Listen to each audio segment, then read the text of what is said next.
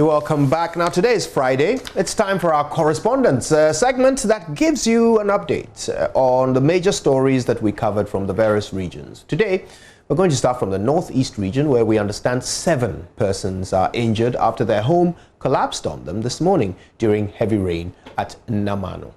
It's a village in the East Mamprushi municipality of the Northeast region. Now, the injured include 2 children. Now, this building is part of about 50 homes destroyed this morning after heavy rain. And the Northeast and Upper East regions have been on our radar the entire week as floods caused by the spillage of the Bagre Dam and heavy rain led to the loss of lives and destruction of property. Our correspondent Eliasu Tanko joins us with more as NADMO shuts a major bridge linking Ghana and Burkina Faso because of the flooding. Let's start with the devastation. Eliasu, good afternoon to you. The collapse of some 50 homes have led to the injuries, including this family of 6. What more can you tell us? Devastations across the Northeast region. And just this morning, we have a report from the Namango community where we understand a building collapsed on 7 persons. As we speak, 3 of them we understand currently receiving treatment at the Baptist Medical Center in Nalego. We understand others are also being treated at traditional facilities in the community. Also, in the Bintiri area, we understand the road linking to Bintiri, which is also in the East Mamprusi municipality, to Nakanduri, which is in the Bunkurugu Nakanduri district, has also been cut off. Several travelers, we understand, are not able to move to the Bunkurugu, the Nakanduri township. And we continue to get several reports of devastations. And as we speak, the municipal chief executive for the West Mamprusi municipality has also led a delegation to go to the Janga area, where last week we understand one there to ensure people who are traveling to that area are cautioned, and so that's the situation. Even though yesterday and today rain have subsided, we have not had rain since yesterday, but the spillage of the Bagre Dam, as we understand, continues. Then the White River both continue to get flooded in many parts of the region. Right. Now, Eliasu, 50 homes destroyed.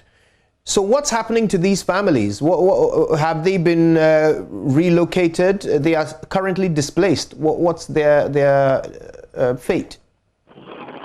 Well, according to the local NADMO service in the area, these people are currently living with their family and friends. As usual, what happens all the time when we have this disaster, people will move in and go and live with family and friends.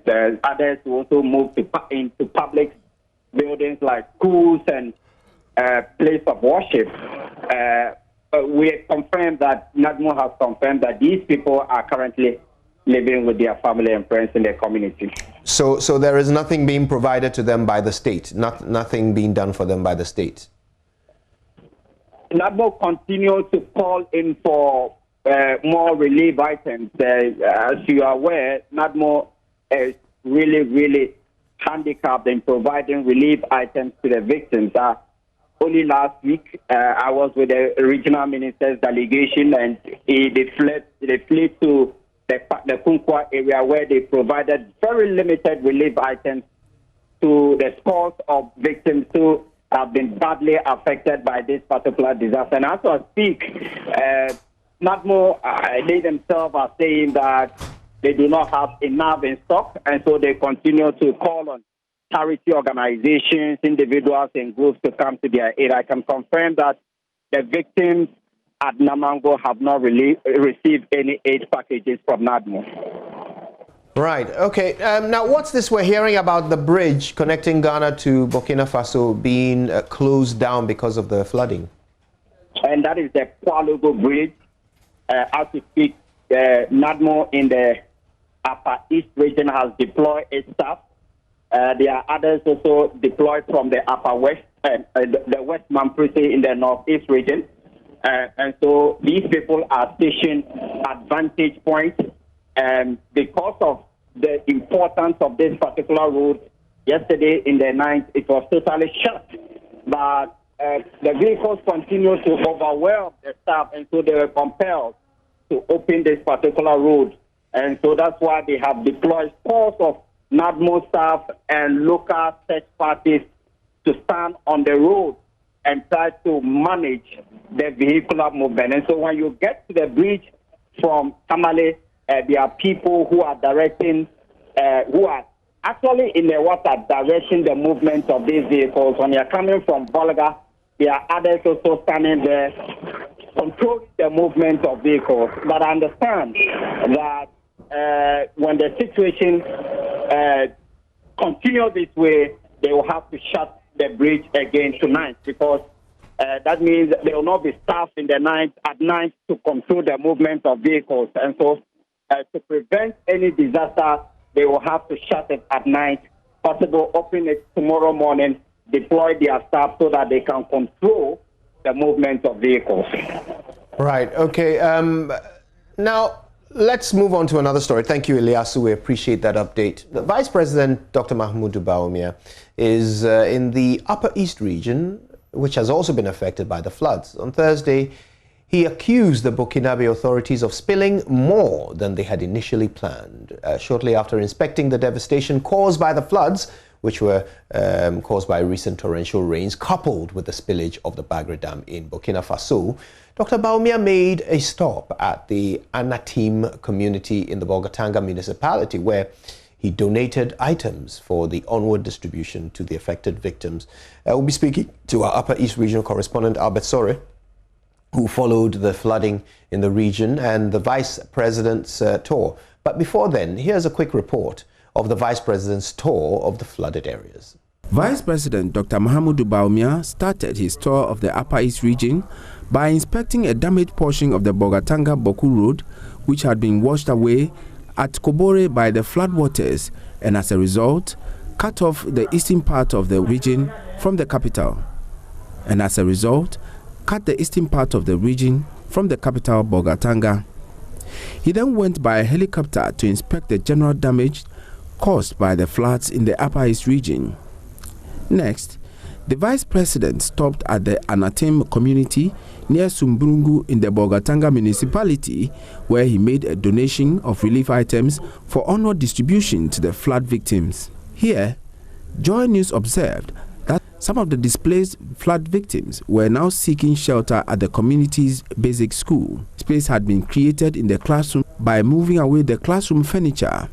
Mattresses were then laid and mosquito nets hung where the victims had been sleeping. Vice President Dr. Mahamudu Bawumia donated some relief items to the flood victims. The items included blankets, mattresses, mats, food items, clothing and soap. The Vice President also donated a cash amount of 20,000 Ghana cedis to the flood victims. On behalf of the government, NADMO has been very quickly reacting to the disaster that has befallen our people. And so here we are, and NADMO has brought in relief items to provide for the people. And these relief items includes mattresses, soap, rice, and other oil and other buckets, and so on. So water, and so they've been provided items to allow them to have some normality whilst we deal with the bigger problem. Dr. Bawumia wrapped up the first day of his tour with a visit to Tono Dam at Navrongo, where work had been ongoing to repair a broken portion of the dam's spillway caused by the floods last year. Managers of the dam had been forced to spill excess water through the spillway, even though the repair works had not yet been completed.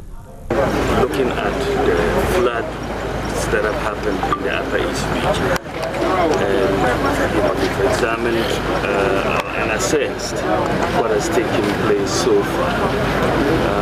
The issue of flood control is very, very key, and the Palugo irrigation project is going to be one of the key solutions to this huge flood that we are seeing. And it's also going to be a key solution to complement the Tono Dam in terms of irrigation. The Palugo will bring about 12,000 hectares into irrigation and have a major impact there, but it will also have flood control and electricity. Now, Tono is very important. As we've been saying, we've done some rehabilitation of Tono. This has been like the first in about 40 years that we are seeing a rehabilitation of this dam. And there's work going on the spillway, and I think that it was important to come here. I've been here when it broke to see what was going on. Quickly we set about fixing the problem, and the work construction is going on. And I think when the water level recedes a bit, the contractor will come and continue after the construction. Today, the second day of the Vice President's tour of the Upper East region will take him to the Nabdam, Bongo, and Kasana Nankana West districts, where he is expected to inspect some projects and address debtors. Albert Soris report for Joynews.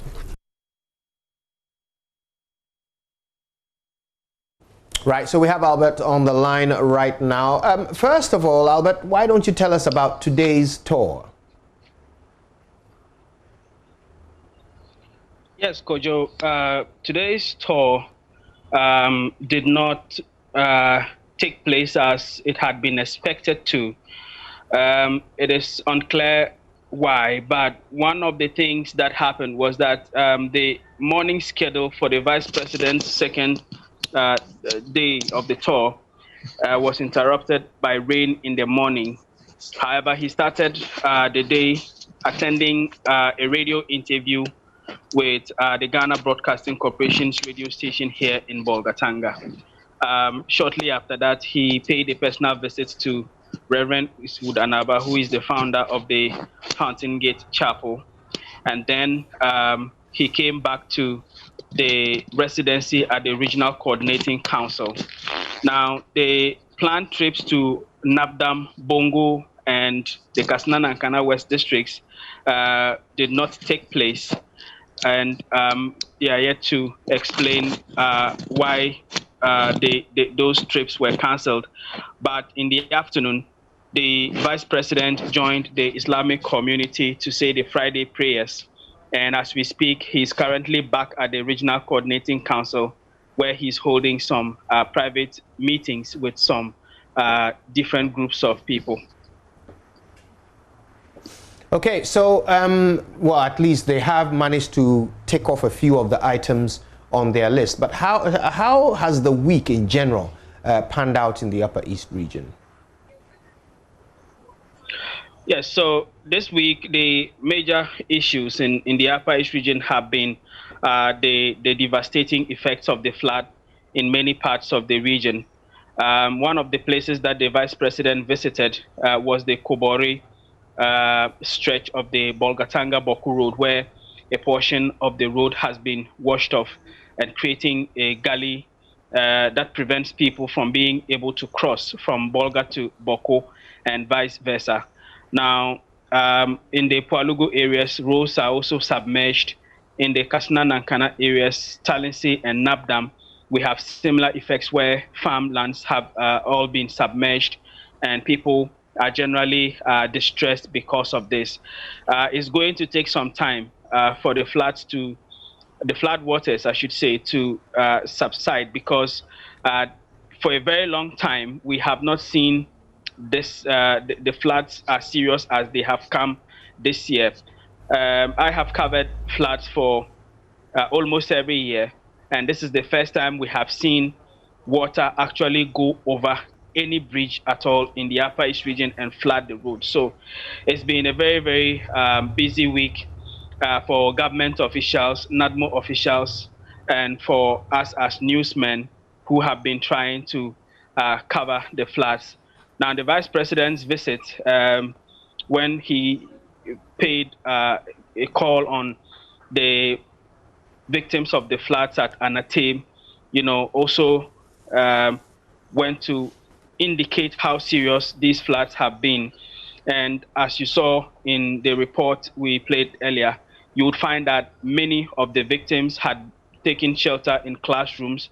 There is one part of that community where some of the people were sleeping in a filling station that is still being built. The owner gave them the place to stay for a while until something is done about their homes. So generally, it's been all about the floods and the devastating effects they have caused in this part of the country. Albert, sorry, thank you. Thank you very much for that quick update on the week in the Upper East region. Let's now go to the Bono region, where Precious Semevo has been following the president's activities. Now, Okochiredom Sechi Akun, Okochiredom Sechi Akun, forgive me, Paramount Chief of Drobo Traditional Area, appealed to Nana Akufo-Addo to help Zezira community to get communication network connectivity, which will aid their daily activities, including education. We'll soon be speaking with Precious. But before then, let's hear the Paramount Chief of the Drobo Traditional Area.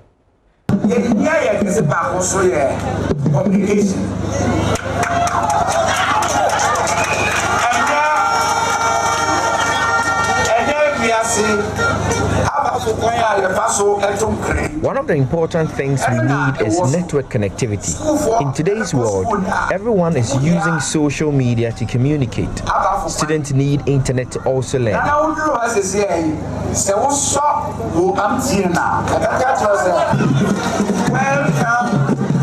to CI Orange. If you get here, you can get the network signal from Ivory Coast. Meanwhile, we are in Ghana. So we are pleading that we need a good network connectivity. Communication network.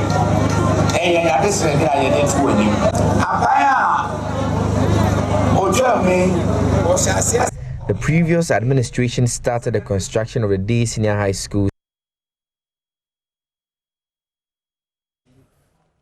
Now, Precious joins us. Precious, what more was said and what was the president's response? Well, I'm not too clear if I heard you right, but it has to do with what transpired in Zezira yesterday on day one of the president of the Ghana Hako region.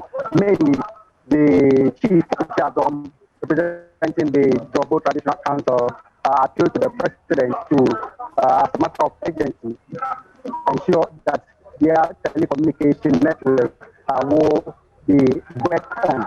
Because even as we got there yesterday, the whole of hours that we spent in that community were cut off completely.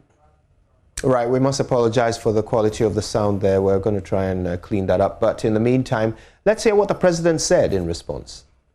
As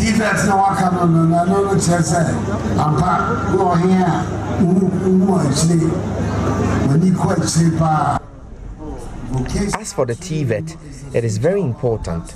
If you want us to implement it here, we will do it starting from the next batch of students. This means I have a good plan for you, so you must also be good to me and vote for these two men standing by me.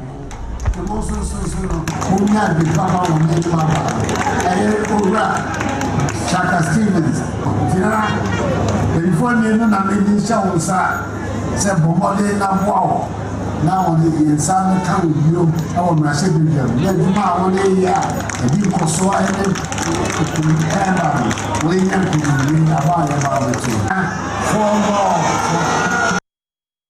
Right, on to the Western region now, where my colleague Nathalia Kwansa reported on the impact of COVID-19 on livelihoods in that region. She joins us now. Nathalia, tell us more. Yes, Kojo. So I went to the Western Regional Community. In fact, it's a fishing community called Apel Sika. When I got there, I saw many going children. You could see some of them selling, others playing in the sea. Others have join other ventures like carpentry, others doing all sort of business, which is not commendable for students. And some of them, they've also, the football lovers among the children, have also joined a football competition, which they say they have it each and every day. I spoke to a parent who told me about how a 3-year-old boy died in the sea after leaving home, telling his mother that he was going to his grandmother, but later on followed his friends to a sea defense project, which is being done in Axim, and then the boy fell inside. His colleagues who are just of his age, 3-4 years, left him, did not tell anyone. So by the time a fisherman went there and saw, the boy was already dead. That is the situation there in most fishing communities in the Western region. Right. Thank you very much for that, and a bit of an insight there. Let's now go across to the OT region, where my colleague Peter Senu has been interacting with the roads and highways minister who has been touring. Now, before Peter joins the conversation, let's first hear the report he filed on the visit. Right. In fact, let's go straight to Peter. He joins us with more information. Peter, the Roads and Highways Minister spent some time in OT. What was his mission?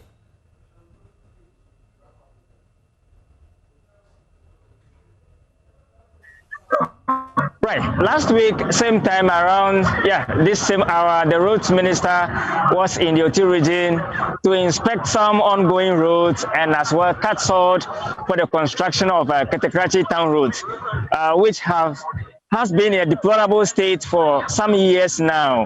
And so he was in the region. In fact, to do just that and go back. But one thing that is of concern to us all and government is the fight against COVID-19. And if you watch what is happening now, nobody seems to care about the observance of the various protocols, especially the wearing of the face or the nose mask.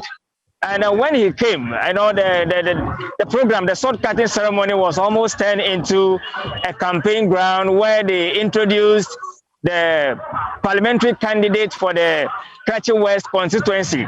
And in fact, if you see the way people jump around and then shout in the air without their mask on, it calls for worry for us all and government. And so now that we are entering into the political season proper, where campaign will be intensified against December 7th, I feel that we must stem the fight or make sure that the various protocols are strictly observed so that we don't have a spike in the cases as we are observing now that the numbers are still increasing. When you complain, people think that we have been living before COVID-19 and that life should go on as normal. I have seen people, shake hands at functions and hug each other, and they say they have been doing this before COVID-19. And that is a cause for worry for government and for us all, that we cannot wait until there is a spike in cases that will cause for another lockdown where all of us will be affected and involved directly or indirectly. Kojo. Thank you very much, Peter, for that update from the OT region. Lots of concern over the spread of COVID-19. All right, well, we've got sports from all around the world right here on The Pulse. You won't have to wait much long for it right after these.